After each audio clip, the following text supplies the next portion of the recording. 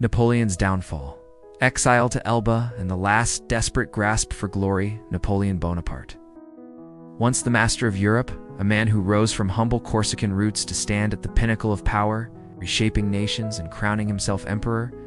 But by 1814, the very world that once trembled at the mention of his name would watch him fall, broken and defeated.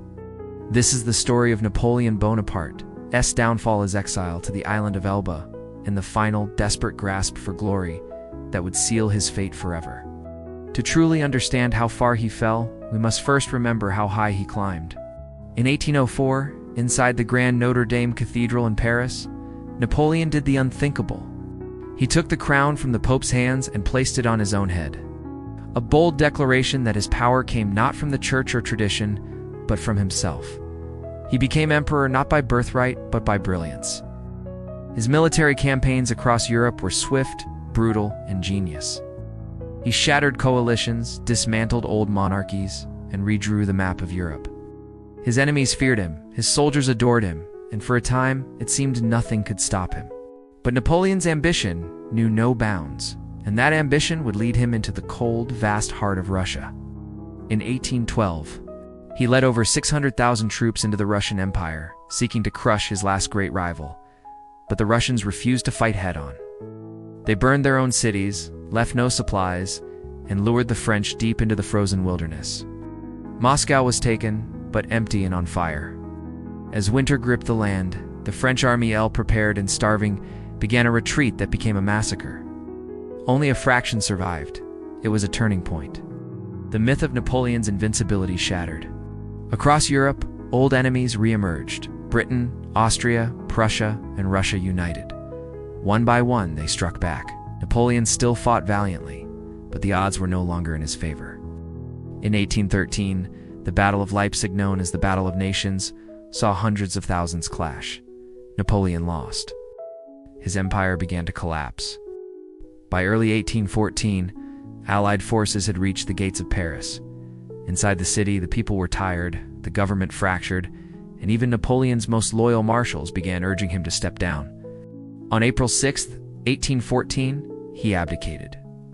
The emperor who once ruled from Madrid to Moscow was now stripped of power. The Allies chose exile, not execution, and sent him to Elba, a tiny island off the coast of Italy. Yet even in exile, Napoleon could not be contained.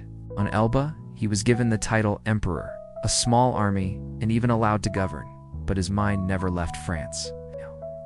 He read newspapers, listened to rumors, and watched as the newly restored French monarchy under King Louis XVIII grew unpopular. The people missed the order, the pride, and the legend of Napoleon, and he knew it. On February 26, 1815, after less than a year in exile, he escaped Elba. With a handful of loyal men, he sailed to France. Troops were sent to stop him, but instead, they welcomed him back. The emperor had returned. What followed were the 100 Days, one last gamble for power. Napoleon quickly re-established control, marching toward Belgium to face the Allied forces gathering once more. It all led to a quiet village called Waterloo. On June 18, 1815, Napoleon faced off against the Duke of Wellington and the Prussian general Blucher. The battlefield was muddy and chaotic. Napoleon was not the man he once was, suffering from illness worn by war. He hesitated, his timing was off, and when the Prussians arrived late in the day, the French lines broke. Napoleon lost. He returned to Paris, but the dream was over. This time, there would be no leniency.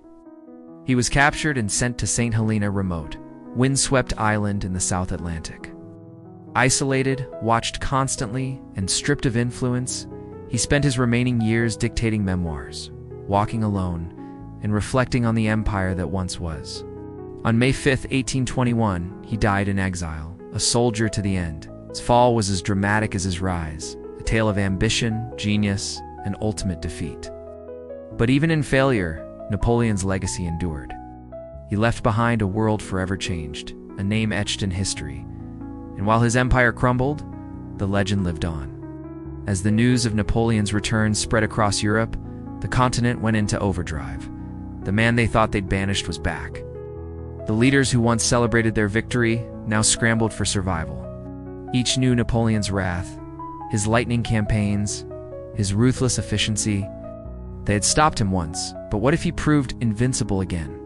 For Britain, this meant mobilizing the Navy, strengthening patrols, recalling Admiral Lord Nelson from his Mediterranean cruise. For Prussia, it meant rallying troops away from their farms and workshops. And for Russia, it meant Emperor Alexander I had to decide whether to chase glory or consolidate gains. But for Napoleon, time was the greatest enemy. While others raced to respond, he had only days to raise an army, rally the people, and cross the border before his enemies closed in. It was a race against the clock. The fate of Europe hung in the balance. Let's analyze the exiled emperor's situation. When Napoleon landed in France, he had maybe 100 men with him, but within hours they numbered around 200. By the end of the day, over 2,000 had rallied to his call. By the second evening, 7,000 had joined him. He was moving towards Lille, hoping to reach Paris and secure his base of power. But the task ahead was monumental. He needed supplies, weapons, food, and most importantly, men. And he needed them fast. At the same time, he couldn't risk raising too much suspicion. Any major mobilization might trigger the 700,000-strong army the Allies had assembled to stop him. It was a tightrope walk between urgency and secrecy. Meanwhile, the Allies received news of Napoleon's return, some faster than others. Prussian officials got word on March, but for Wellington and Brussels, it wasn't until a week later.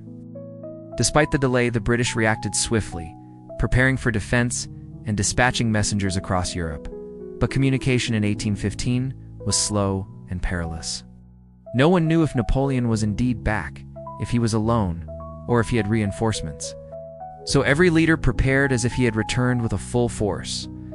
They mobilized troops, sending out riders to relay orders and sound alarms. Soon, farmers plowing their fields were suddenly drafted into service. Blacksmiths making plows were hammering out cannons, and tailors making fine clothes were stitching together uniforms. The gears of war were turning once more. And then there was Napoleon. With each passing hour, more men joined him, swelling his ranks, bolstering his confidence. Within days, he had enough soldiers to form 2 ragged divisions. On March, he met with the mayor of a town, explaining his situation and asking for support. The mayor was hesitant, caught between fear and skepticism. But Napoleon, ever the showman, persuaded him, saying he'd soon have tens of thousands of soldiers ready to seize Paris. The mayor agreed, providing food and shelter for Napoleon's men. It was a crucial boost, and similar scenes played out across northern France. People opened their homes, shared their rations, and welcomed the emperor back. But while he was winning over hearts and stomachs, his enemies were racing to stop him. The Prussian army, under General von Humboldt, crossed the Rhine, eager for battle. Napoleon knew he couldn't face them yet. He needed time, more men, and crucially, legitimacy.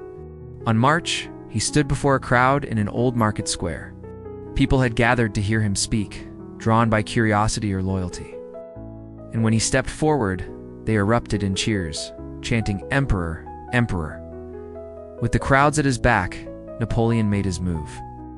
He established headquarters in a local chateau, surrounded by loyalists and ex-servicemen, reorganized his troops, and began issuing orders. They were desperate times, and Napoleon was showing why he was once so revered. On March 20th, 1815, as Allied troops approached, Napoleon made his move. He attacked the Prussians, aiming to scatter them and gain time. The battle was intense, but indecisive. Napoleon had proven he was still the brilliant tactician, but it wasn't a decisive win. News of his victory reached Paris, galvanizing the city. People surged onto the streets, many cheering for Napoleon, others unsure who to support. But one thing was clear: the monarchy's hold on the city was weakening. As the sun set on March, the game had changed dramatically. Napoleon had proven he was back. The Allies now had to focus on stopping him. The French people were torn between the legend of Napoleon and the uncertainty of the future. In the coming days, Napoleon pushed forward, forcing the Prussians back and securing his position in northern France. But he knew the real test was yet to come. The Allies were regrouping, planning their next move, and time was ticking. He was playing for keeps, and the stakes were as high as ever. But would he win in the end? Or was his return to France nothing more than a last gasp of glory before his final exile? Guys, thanks for watching. If you enjoyed the video, please consider subscribing and joining our community of history enthusiasts. We've got plenty more adventures in store, so don't miss out. And if you want to learn more about Napoleon and his rise and fall, check out the additional resources. Let us know your thoughts and stay tuned for more. See you next time.